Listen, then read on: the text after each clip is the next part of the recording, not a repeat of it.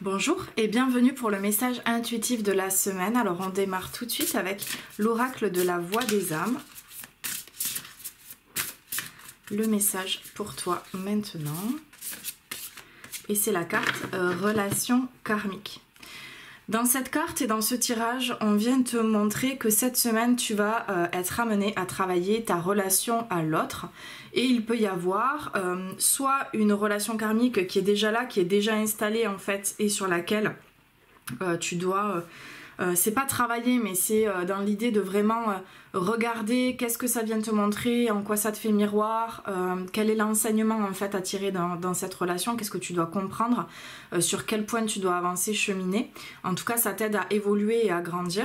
Et puis ça peut être aussi une reconnexion avec une nouvelle rencontre, quelqu'un que tu retrouves aussi du passé, qui refait surface et qui te permet en fait de vivre cette reconnexion de façon... plutôt positive en fait, hein. On a les fleurs, on a le lotus, il y a vraiment un épanouissement en fait et quelque chose d'hyper hyper doux qui s'en dégage, tout en ayant une puissance en fait dans l'idée de libération, c'est-à-dire que cette relation karmique elle est vraiment là pour t'aider à travailler sur toi, à libérer des choses et à comprendre un petit peu ouais, le pourquoi du comment.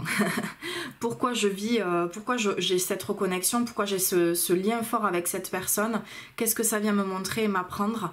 Et il y a des réponses en fait qui arrivent à ça cette semaine, mais ça te demande d'aller cheminer là-dessus en tout cas, et de te poser la question. On continue avec l'oracle mission de vie. Dans l'idée de relation karmique, ça peut être aussi de lâcher une relation avec quelqu'un, d'accepter aussi que ça soit terminé. Une relation karmique, une fois que les choses sont réglées, sont vues, ont été comprises, expérimentées, ça se libère en fait. Donc il n'y a plus de karma à libérer avec cette personne, le karma a été curé. Donc ça peut être ça aussi cette semaine en lien avec cette carte-là. L'éveilleur éclairé, septembre. Donc là, il y a quelque chose qui s'est passé en septembre par rapport à des idées, à toute cette démarche de création. En fait, il y a cette énergie de création qui t'a impulsé là au mois de septembre. Il y a quelque chose qui émerge depuis là et qui te permet en fait d'aller vers de la construction. Une construction, ça va te demander d'être organisé et finalement de poser les choses de façon structurée pour non pas contrôler, mais c'est comme si ça venait poser énergétiquement des bases. Donc tes intentions, elles doivent être claires et ça te demande d'être aussi aligné avec ce que tu veux vraiment. C'est ça en fait la base et la construction dont je parle. C'est pas forcément dans quelque chose de millimétré, de carré et de très contrôlé. Pas du tout, parce que ça va te demander d'aller justement explorer ta créativité à travers ton intuition, en faisant les choses sur le moment, comme tu en as envie, comme elles viennent en fait, donc de façon très spontanée. Par contre, il y a quand même une base et une structure, et ça va être dans tes intentions. Donc il faut vraiment, cette semaine, aller revoir, est-ce que mes intentions de base, est-ce que ce que j'ai posé en septembre, est-ce que j'ai envie de créer, de mettre en place, est-ce que j'ai vraiment réfléchi à quelque chose de structuré, de solide, qui va me permettre de me déployer derrière ou pas. Donc il y a toute une phase de questionnement là aussi encore. Ça va se débloquer petit à petit en fait, ça se met en place. L'oracle de Gaïa maintenant. Le message pour toi. L'arbre de feu, début, nouveauté. Donc c'est parce qu'il y a cette structure avec ces nouvelles intentions et avec quelque chose qui est très aligné en fait à ce que tu veux vraiment, à ton projet de cœur. Ton projet de cœur, ça peut être un projet de vie, en fait. Il peut y avoir plusieurs projets qui sont contenus là-dedans. En tout cas, c'est cette ligne directrice que tu dois suivre. Et l'arbre de feu avec le début nouveauté, c'est vraiment l'idée de purification.